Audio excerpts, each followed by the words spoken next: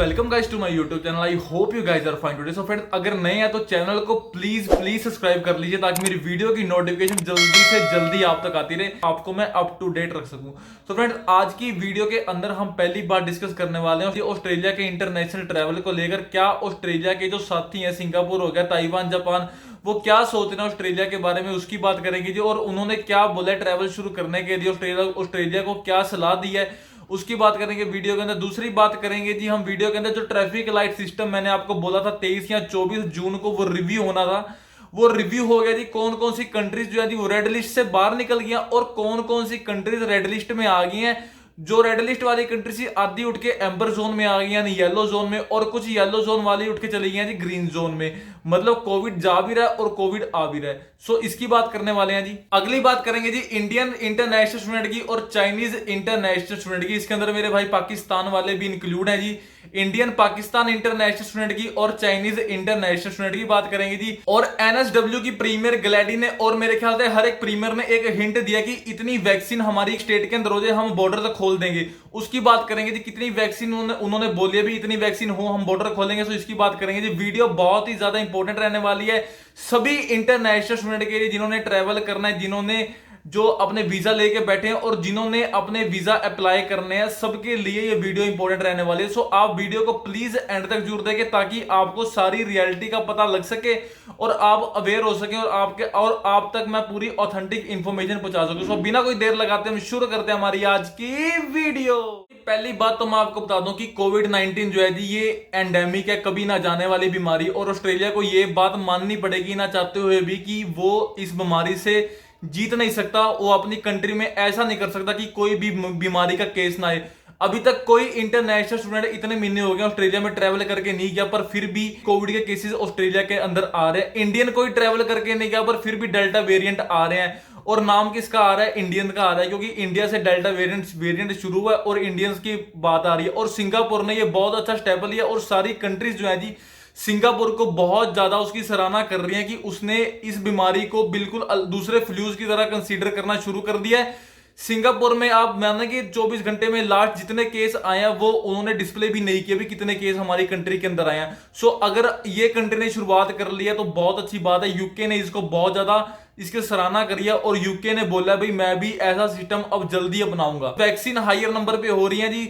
Sydney के अंदर lockdown लग गया, 2-3 केस आ रहे हैं जी। दिल्ली के विक्टोरिया के अंदर भी आज 2 केस आए हैं। दिल्ली के डेल्टा वेरिएंट के केस 14, टोटल 14 केस हो गया विक्टोरिया के अंदर। केसेस आने से गलत बात ये हुई है जी कि वैक्सीनेशन बहुत ही डिले हो चुकी है। जो पहले 1.5 लाख तक जा रही थी अब वो धीरे हो गया जी वैक्सीन। पर अच्छी बात यह है कि स्कॉट मॉरिसन ने जो एस्ट्राजेनेका की वैक्सीन है उसको पब्लिकली डिस्ट्रीब्यूट करना शुरू कर दिया है। सारे क्लिनिक्स के अंदर वो इजीली मिल पाएगी। जिसने अपनी वैक्सीन लेना चाहता है वो ले सकता है। ब्लड क्लॉट वाला डर है जी वो तो इंडियंस को भी है और वो तो ऑस्ट्रेलियंस को भी है, पर इसमें कोई डरने वाली बात नहीं है। अगर वैक्सीन पब्लिक हो गया है तो बहुत अच्छी बात है कि हर कोई इजीली वैक्सीन ले पाएगा। और इंडिया में भी अब हर एक वैक्सीन बहुत ही जल्द अवेलेबल होगी। एस्ट्राजेनेका, कोविशील्ड तो पहले ही है, मोडरेना, फाइजर, जॉनसन एंड जॉनसन और स्पुतनिक 5, ये सारी वैक्सीन जो है जी बहुत जल्द इंडिया के अंदर नॉर्मली बिकने लगेंगी। इंडिया की गवर्नमेंट डीसीआईजी ने ये स्टेप लिया कि हम अब वैक्सीन को पब्लिकली मार्केट में उतारेंगे ताकि लोग इजीली इसको ले सकें। अजीब बात है कि हम जिस कंट्री में जाना चाहते हैं और हमें यही नहीं पता कि उस कंट्री के पास हमें अकोमोडेट करवाने के लिए इतना स्पेस ही नहीं है। इतने बिलियन डॉलर्स वो एक छोटी सी लैंड के लिए खर्च कर रहे हैं। और अगर इतने बिलियन डॉलर वो स्टूडेंट्स की अकोमोडेशन बनवाने में खर्च करते, सिक्योरिटी गार्ड रखने में खर्च करते और हाईटेक सिस्टम लगाने में खर्च करते, तो आज इंटरनेशनल स्टूडेंट ऑस्ट्रेलिया ट्रैवल कर रहे होते। अब बात करते हैं रेड लिस्ट कंट्री वाला सिस्टम जो है वो सारा रिव्यू हुआ है। उसके अंदर मैं आपको क्लियर कर दूं कि 6-7 कंट्रीज को और ऐड किया गया। डोमिनिक रिपब्लिक को लेकर 4-5 कंट्रीज और ऐड हुई है। इंडिया वैसी है जी। इंडिया रेड लिस्ट के अंदर है, पाकिस्तान रेड लिस्ट के अंदर, नेपाल भी रेड लिस्ट के अंदर है। सारी रेड लिस्ट कंट्री के अंदर अभी वैसे ही हैं। पर एक अच्छी बात यह है कि अब रेड लिस्ट कंट्री वाले भी ट्रैवल कर पाएंगे, पर उन्हें 10 दिन का क्वारंटीन करना होगा। और जो ये रेड लिस्ट वाला सिस्टम है जी इसको ऑस्ट्रेलिया ने भी अडॉप्ट करना है। ये आपको कहीं गलतफहमी हो भी ऑस्ट्रेलिया के लिए नहीं है, ये ऑस्ट्रेलिया ने भी अडॉप्ट करना है ये सारा रेड लिस्ट वाला सिस्टम। पर तब करना है जब उसकी कंट्री के अंदर हायर नंबर की वैक्सीनेशन होनी शुरू हो जाएंगी। और जो मैं आपको एक मेन बात बता दूं कि एनएसडब्ल्यू की ग्लैडी ने यह बात बोली थी कि अगर मेरी स्टेट के अंदर 1 करोड़ वैक्सीन हो गई तो मैं अपनी स्टेट के बॉर्डर्स हर हालत में खोल दूंगी। 1 करोड़ वैक्सीन बहुत बड़ी बात है जी। एक दिन के अंदर 10-10 हजार वैक्सीन इनकी स्टेट में वैसे लग रही हैं। न्यू स्टूडेंट्स, आपको ये अपील है भी आप अपने एडमिशन प्लीज अप्लाई मत करें। हालात बहुत ज्यादा अभी ठीक नहीं है ऑस्ट्रेलिया के। सो आप किसी और कंट्री को कंसीडर कर लीजिए इंस्टेड ऑफ कि आप भी हमारी तरह पैसे भर के फिर वेट करें। और अब बात करता हूं जी मेन वैक्सीन पासपोर्ट की, डिजिटल पासपोर्ट जिसे आप कहते हैं। यूरोपियन यूनियन ने ऑस्ट्रेलिया को बोला भी आप डिजिटल पासपोर्ट को जितना जल्दी हो सके अपनी कंट्री के अंदर लागू कर दे, क्योंकि कोरोना वायरस जो है जी वो कंट्री में से नहीं जा सकता, किसी भी कंट्री से नहीं जा सकता, ऐसा यूरोपियन यूनियन ने बोला है। और यूरोपियन यूनियन के जितने भी कैंडिडेट्स फुली वैक्सीनेट हो चुके हैं वो जी ट्रैवल कर पाएंगे विदाउट एनी क्वारंटाइन। और सेम बात जो है जी वो ऑस्ट्रेलियन सिटीजन जो जिनको 2 डोज लग चुकी हैं उन पे भी ये बात लागू होती है जी। इस टाइम ऑस्ट्रेलिया के पास सिर्फ और सिर्फ एक ही विकल्प है वैक्सीन पासपोर्ट का। वैक्सीन लगवाओ और अपना बॉर्डर क्रॉस करके कहीं भी जाओ और वापस आके या तो होम क्वारंटाइन हो, अगर कोई रिजल्ट नहीं आता तो जी फ्री मूवमेंट हो। सिर्फ यही विकल्प है जी ऑस्ट्रेलिया के पास, क्योंकि जी ऑस्ट्रेलिया ने सारे अपने बॉर्डर बंद करके भी देख लिया, बॉर्डर खोल के भी देख रहे, कोरोना वायरस फिर भी आया, जाए बॉर्डर बंद भी आए।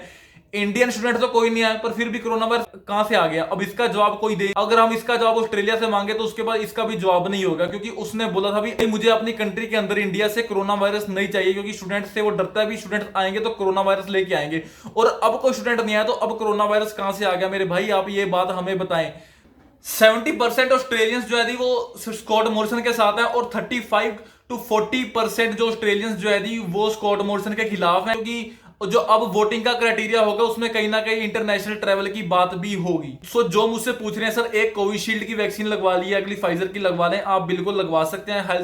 गवर्नमेंट हेल्थ ऑफिसर्स ने डीसीआईजी के हायर अथॉरिटीज ने ये बात बोल दी है, जिसने एक कोविशील्ड लगवाई है वो अगली फाइजर भी लगवा सकता है। मैं भी इसी का वेट कर रहा हूं कि फाइजर जब इंडिया में आए तो मैं भी फाइजर की कंसीडर करूं सेकंड डोज अपनी।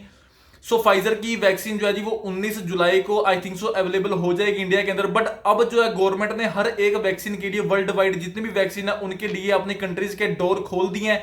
जितनी ज्यादा वैक्सीन इंडिया के अंदर आएंगी उतनी ज्यादा वैक्सीनेशन होगी। 51 लाख वैक्सीनेशन पर डे हो रही है जी इंडिया के अंदर, जो बहुत ही अच्छी बात है और हायर नंबर है जी पूरे वर्ल्ड के अंदर इस टाइम। मैं कहीं ना कहीं इस सारी चीज को पॉजिटिव आउटकम्स बोल लूंगा, क्योंकि स्कॉट मॉरिसन को भी अब ये बात समझ आ गया भी कोरोना वायरस कहीं नहीं जाने वाला। उन्होंने भी डायरेक्टली बोल दिया जी फाइजर के साथ एस्ट्राजेनेका वैक्सीन ले सकते हैं, कोई दिक्कत नहीं है। जल्दी से जल्दी जितनी ज्यादा पॉपुलेशन वैक्सीनेट होगी उतनी जल्दी बॉर्डर खोलने के बारे में हम सोचेंगे। आइलेट्स के रिजल्ट को वैसे ही इन्होंने 3 साल तक एक्सटेंड कर दिया जी।